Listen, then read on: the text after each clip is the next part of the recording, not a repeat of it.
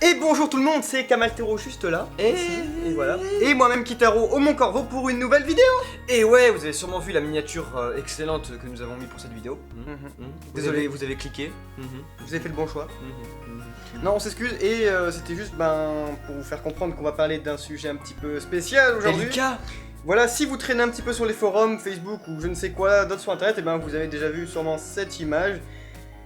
Et oui, vous avez tout bien pigé, on va parler du sujet le plus controversé de tous les temps, celui qui fait passer les fans de manga pour des vieux otaku dégueulasses sans vie sociale et qui passent leur vie dans leur lit avec leur waifu, comme le Mont Corvo en gros. Exact. Eh bien, qu'est-ce qu'on va parler de quoi?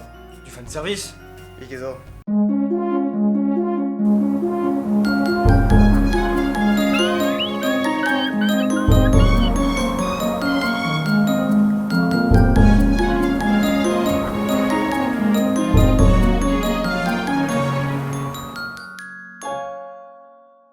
Mais qu'est-ce que le fanservice? Alors bon, pour commencer, on va rappeler la définition même du fanservice, ou saibisu, comme disent nos amis japonais. Le fanservice est une méthode qui consiste à donner aux fans ce qu'ils attendent, au point de dénaturer l'œuvre principale. En gros, ici, le mangaka se prostitue lui et son œuvre en mettant en avant les fantasmes des fans avant les enjeux de son manga. Ces fantasmes pouvant être bien sûr érotiques, mais pas que. Donc vous avez deviné, on va parler de One Piece et de ses personnages féminins. Mais le fanservice ne s'arrête pas à eux. Qui n'a jamais rêvé de voir un vrai combat opposant Sanji et Zoro sans aucune pitié? Ou bien la résurrection de Ace? Ou encore une scène où Doflamingo et Ener feraient équipe pour détruire le monde? Eh bien, si Eiichiro Oda nous balancerait ça, eh bien, sans aucune raison, là, maintenant, tout de suite, avec juste une explication bidon, eh bien, ce serait du fanservice pur et dur, car cela dénaturerait son manga. Maintenant que vous avez compris, donc, on va passer à la question que tout le monde se pose. Y a-t-il du fanservice dans One Piece? Et donc, pour répondre à cette magnifique question qui aura fait couler déjà beaucoup d'encre, on va se pencher sur les deux moyens de découvrir One Piece qui sont malheureusement très différents, l'animé et le manga. L'animé. Bon, pour commencer, l'animé de One Piece est fait par la Toei Animation, filière de la Toei. Une des plus grandes entreprises d'animation japonaise, c'est tout, et c'est là que ça pose problème.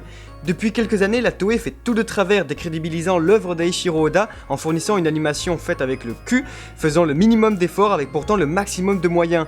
Donc on a une animation dégueulasse et des boobs énormes pour attirer le plus d'audience possible, d'où sa mauvaise réputation de nos jours. Alors oui, One Piece c'est une œuvre fleuve, plus de 700 épisodes de nos jours, donc c'est pas facile pour les animateurs de la Toei de tenir le rythme d'un épisode par semaine, mais cela n'excuse pas le travail ou choix parfois médiocre de ces derniers. Bref, revenons au fanservice. Dans l'animation du manga, il y a en effet beaucoup trop de fanservice, malheureusement chez les personnages féminins, pour pouvoir attirer un public masculin.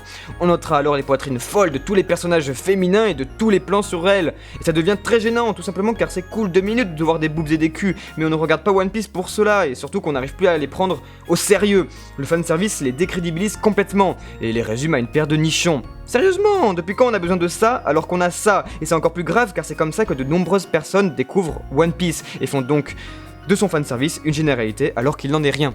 Le manga! Alors, que ce soit bien compris les amis, il n'y a aucun fanservice dans One Piece. Pas dans l'œuvre originale en tout cas.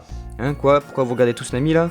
Bon ok d'accord Nami, et après l'ellipse des 2 ans, tout le temps maillot de bain, ou presque. Mais le mangaka a attendu 61 tomes pour cela, et ça ne passe pas avant l'intrigue. En effet Nami est belle, sexy, tout ce que vous voulez, mais ce n'est pas pour ça que nous l'aimons. Nami est un des personnages les plus intelligents du manga, et des personnages les mieux écrits. Rien dans les dessins d'Eiichiro Oda ne met en avant les formes de la navigatrice avant sa personnalité, et cela marche pour tous les personnages féminins. Robin, Hancock, Vivi, tous sont, avant d'être des bombes sexuelles, des personnages charismatiques, avec une histoire et une personnalité bien écrite. Sauf pour un personnage, mais on en reviendra plus tard. Et là vous nous dites ouais mais c'est impossible d'être aussi bonne en vrai lol, c'est impossible d'avoir un corps comme Nami ou un corps comme... Eh bien oui les amis, vous venez peut-être de le comprendre maintenant, mais One Piece est une fiction japonaise, et les japonais ont une culture et une vision de la sexualité complètement différente de la nôtre. Si vous êtes jeune, ce n'est pas grave, mais pour les plus vieux, nous vous invitons à faire des recherches sur la sexualité des japonais pour comprendre pourquoi ils recherchent l'idéal dans la fiction. En gros, tout tourne autour de la peur de ces derniers, mais nous ne sommes pas là pour en discuter, même si cela joue un rôle crucial dans la représentation de la femme dans le manga. Bref, pour finir avec la partie manga, nous pouvons bien sûr dire qu'il y a de la nudité dans ce manga, mais s'il vous plaît, ne confondez pas nudité et fanservice, les amis, car à force de vouloir cracher sur le fanservice, on ne se rend plus compte qu'il y en a en fait pas. C'est pas que nous voyons 1 ou 2 fois sur 800 chapitres Nami et Robin prendre une douche que c'est bon, le fanservice a bouffé le manga. Non, non, ne jamais confondre écriture et fanservice. Avant de conclure, on va quand même parler d'un point assez important, ce sont les potentielles erreurs du mangaka. Pourquoi potentiel? C'est parce que c'est à un certain niveau d'acceptation, quoi. C'est subjectif. Ouais. Les erreurs.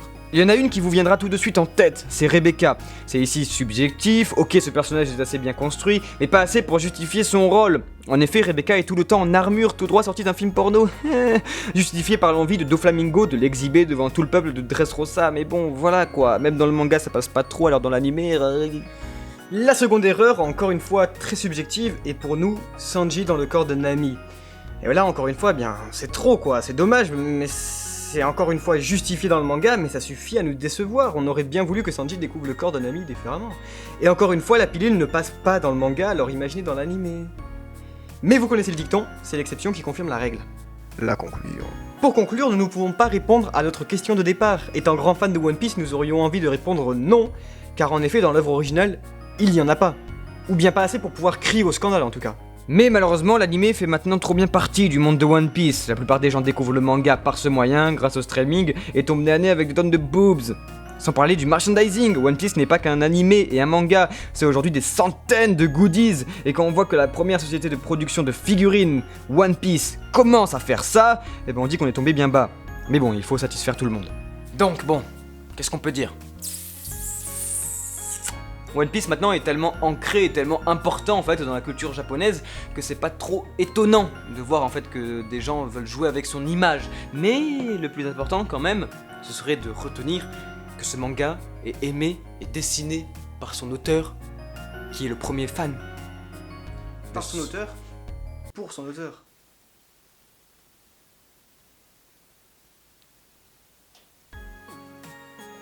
Non mais plus sérieusement en fait, eh bien, One Piece est écrit par Eiichiro Oda, dessiné par Eiichiro Oda, pour Eiichiro Oda. C'est-à-dire que Oda est le premier fan de son œuvre. Il écrit ça pour lui, et le jour où il écrira pour lui, eh bien, ça n'ira pas, parce que voilà, c'est comme ça que ça se passe. Et du coup, nous, personnellement, on vous invite très fortement, eh bien, à tous les, peut-être les plus jeunes qui regardent One Piece, à suivre le manga, parce que on va faire une vidéo de toute façon spéciale sur la différence, l'animation et le manga, mais on vous invite quand même à suivre la patte de l'auteur, parce que sans le manga, il n'y aurait jamais d'animation, vous comprenez le topo. Oui, parce que de toute façon, il y a une énorme en fait différence entre l'anime et le manga, parce qu'on sait, si vous n'êtes pas au courant, que Eiichiro Oda n'a plus aucun droit et pouvoir sur l'animation. Plus rien. Il a vendu, et donc il ne peut rien faire. D'où ses propres mots, j'adore et je déteste l'anime de One Piece. Quant à nous, on se dit à plus tôt pour de prochaines vidéos au Mon Corvos, c'était Kamalteros et Kitaros. Salut tout le monde. Ciao tout le monde.